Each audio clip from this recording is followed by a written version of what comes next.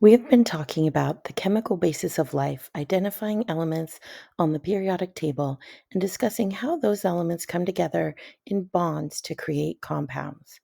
In this activity, we're going to practice identifying different kinds of bonds that join compounds by looking at the types of elements that make them up.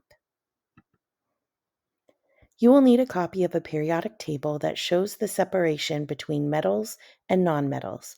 In this table, metals are yellow and live on the left side of the staircase. Nonmetals are colored purple and live on the right side of the staircase. Please note that hydrogen is a bit of a rule breaker, and despite being in group 1, hydrogen is a nonmetal and is colored purple accordingly.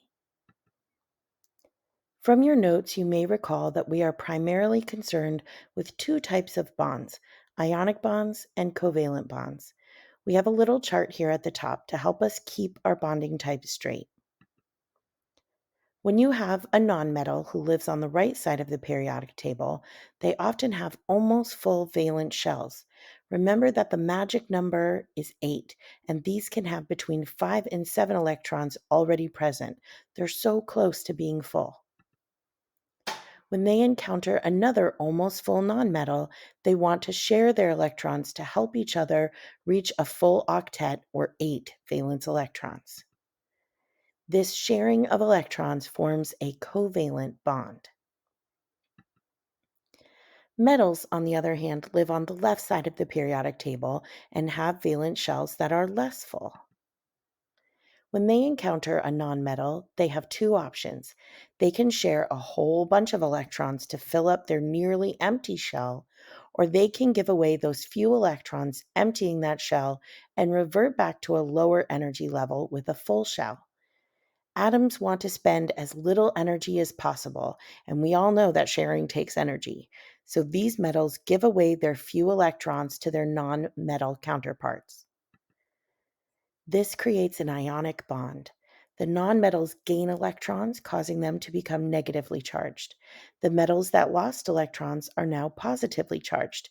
These charged atoms are called ions. Opposite charges attract and form an ionic bond. Sometimes you have large molecules that have more than 3 atoms in them. There is a metal at the front or left side, and it is joined to something called a polyatomic ion. Poly means many, and atomic is referring to the atoms of different elements.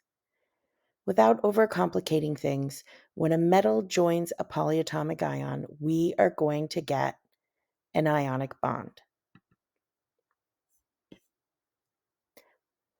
Let's take a look at a few examples. Number 1 shows Na2S, otherwise known as sodium sulfide. Don't worry about knowing the proper names of these chemicals. You'll learn about that in chemistry next year. For now, we just need to identify the individual elements. We can see that Na, or sodium, has been identified as a metal for us. But what about S? Let's look on our periodic table. We can see that S lives in column 6, which is part of the nonmetal region. So we would record S, or sulfur, as a nonmetal. We can see from our chart above that metals and nonmetals form ions and result in ionic bonds. In number 2, we have CH4, otherwise known as methane. H, or hydrogen, is already properly identified for us as a nonmetal. But what about C, or carbon? Let's find carbon on our periodic table. We can see that carbon is in group 4 and is also a nonmetal. So we record carbon as a nonmetal on the paper. Now we have a nonmetal and a nonmetal bonding together. This creates a covalent bond. Both atoms are nearly full and want to share their electrons rather than giving them away. Number 3 is a bit sneaky. We have more than 2 elements here. They've already been identified for us. Barium, or Ba, is a metal. PO4 is identified as a polyatomic ion. We can see from our chart above that metals and polyatomic ions always make ionic bonds. But how do I know what part of the compound is a polyatomic ion? Flip to the back of your paper. If you look at the bottom of the page, you'll see a chart that outlines all of the polyatomic ions that could be on your paper. This, of course, isn't an exhaustive list or all of the possible polyatomic ions imaginable, but it's the most common and will be more than sufficient for your needs here. Once you complete this entire worksheet, please turn it in. Let me know if you have any questions. Good luck.